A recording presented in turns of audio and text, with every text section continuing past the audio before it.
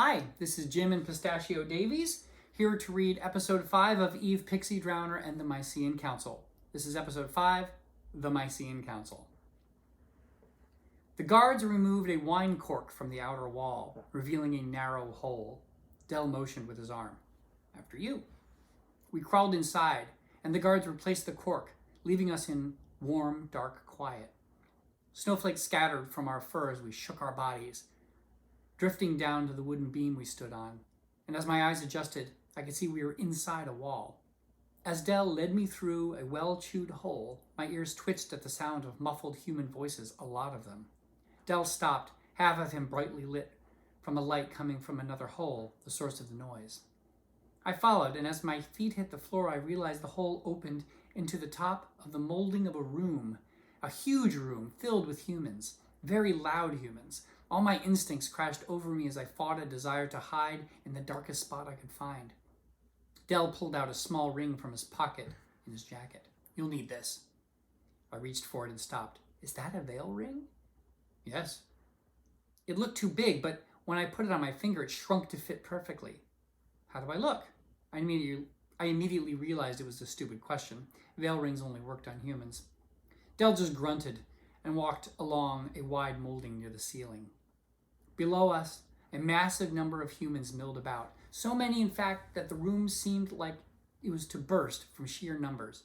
I caught up to Del. What is this place? He kept his voice low. This is the House of Commons. I certainly make a lot of noise. The only humans I'd ever seen were campers and hikers who I was learning were pretty quiet, as humans go. Del frowned. It all turned to garbage since they brought the television cameras in, pardon my French. De rien. My language. Here we are. He led me through a mouse-sized door in the top corner of the room. Eve Pixiedrowner, meet Council Mouse Beatrice Brownbrow. Beatrice smiled and shook my hand. It's a pleasure to meet you. You're practically a legend already. Beatrice was a slight thing, a young white mouse dressed in a practical, tight-fitting jumpsuit. There was a brown stripe of fur that ran across the top of her eyes. Excellent work with that pixie. Well, it seemed like the right thing to do. Did it? Few mice would have risked their lives and face a pixie alone to save a human child. Well, yes, thank you, I guess. Did you save the wand? Oh, no, sorry. Beatrice waved this notion away as though it didn't matter, but it seemed like it did. How did you manage to drown it? With a fish hook. Dragged him underwater. I was afraid I sounded like I was bragging.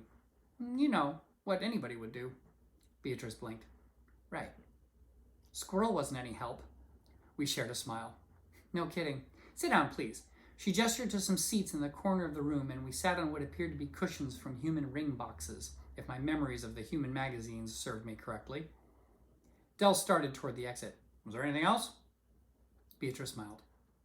Of course, thank you. Del stepped up, but then poked his head back in. And welcome to the council, miss. I turned to Beatrice. You want me to be an agent of the Micean Council? Beatrice sat back and smoothed the fabric over her thighs. To cut to the chase, yes, I'm here to recruit you. The council's in great need of brave, competent mice like you. I stood. I'm sorry you had to waste your time, and an owl's time, for goodness sake, just to get a no, but I'm just a forest mouse. Eve, the forces of evil never stop. I don't need to tell you that our prosperity and safety depends on human civilization. I nodded. Even deer mice like me often depended on humans for much of our food. Mice in the wilderness that didn't, who had to live off the land, had very hard lives. My brothers lived like that. And all the animals that benefit from humans, only pigeons, owls, and mice have the desire to make sure human civilization flourishes, and the pigeons can't even get organized to do much. I'm not trained. We'll train you. The council needs every mouse it can get.